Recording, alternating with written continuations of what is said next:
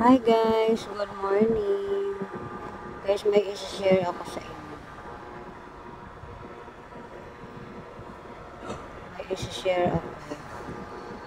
Itong accessories na to, matagal na to binigay ni Madam Sitang sa akin. Yung mga kasama nito, yung mga alahas guys, ng mga napupulot ni Madam Sitang na nabuhol-hol. Ito, yung mga accessories na nagbuhol-buhol. Ngayon, hindi ko siya maano kasi talagang as in buhol-buhol talaga. Ayan o, ito yung mga kasakay. Matagal na to. Unang box pa lang padala ni Madam Sitang itong mga accessories na to. Ipamigay ko daw. Paano ko maipamigay? Buhol-buhol nga siya. Sinubukan ko talaga to siyang tanggalin. Mga ano pa naman to, mga tunay na silver. Tinatry ko talaga, ilang beses na kami nagtatry na alisin namin, talagang di talaga siya maano, kasi nga, grabe talaga yung pagkabuhol niya, as in, pino talaga. Tapos ngayon, ayan, marami pa dyan. Ito yung mga bigyan ni Madam Sitang na mga accessories na mga napupulot niya. Tapos ngayon, ito, napansin ko itong isa, kakaiba. Nakyutan ako dito. Matagal na to. Ngayon ko lang nahalungkat ulit kasi may nahanap ako. Kasi naghanap ako ng pendant na ilalagay ko dito. Ito namang kwintas na to, bigay ni Ate Marie. Bigay ito ni Ate Marie. Pero hindi siya tunay, kundi passion lang talaga siya. Ngayon, kakahanap. Ito nga, nahalungkat ko. Ito. Nakyutan ako dito. Bigay ito ni Madam Sitang sa akin. Pero hindi itong silver lang ito. Nilagay ko lang dyan kasi gagawin ko lang pindan.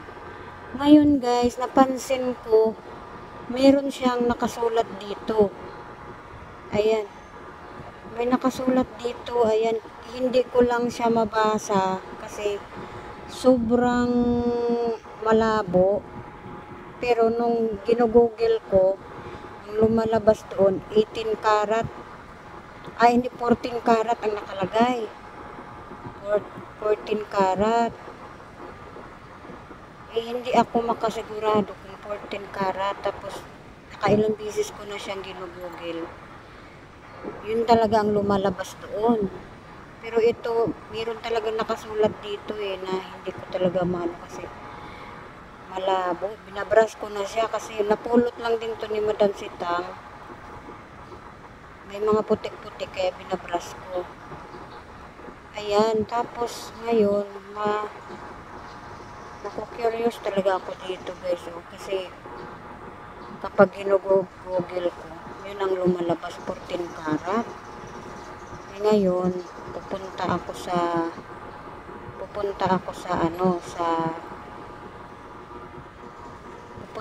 sa Palawan, sa mga or Cebuana, ipapatignan ko ito. Tapos kumuha ako nito magnet. Itong bigay ni Ate Marie, minamagnet ko, nagmamagnet siya. Ayan nakita nyo. Ayan nagmamagnet siya. Ayan, nagmamagnet siya.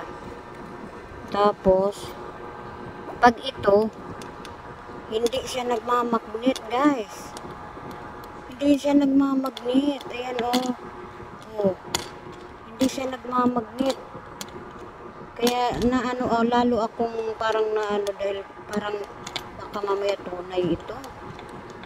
Ayan, kahit anong magnet ko siya, hindi talaga. Nalalaglag siya. Hindi katulad ditong isa na iganon mo pa lang siya, hinahatak na siya ng magnet. Ayan, kaya ngayon papatignan ko siya. Update ko kayo guys kung anong nito, anong katayuan ng pendant na to. Ang ganda pa naman niya, ang ganda niya.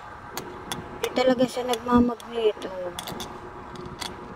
Ngayon, papatignan natin kung tunay siya o ano. Sana hindi nunggunin to ni Madam Sitang. ibigay sa akin. Sobrang tagal na nito. Ano, unang box pa lang si Madam Sitang nagpapadala sa akin. Unang box pa lang talaga, promise. Ayan, ngayon ko lang siya nahalungkat. Biruin ilang years na. Tapos ito malabo kasi yung nakasulat dito. Pero pag ginugugil mo, ang nakalagay doon, 14 karat. Ayan, update ko kayo guys kung tunay ba ito hindi. Bye!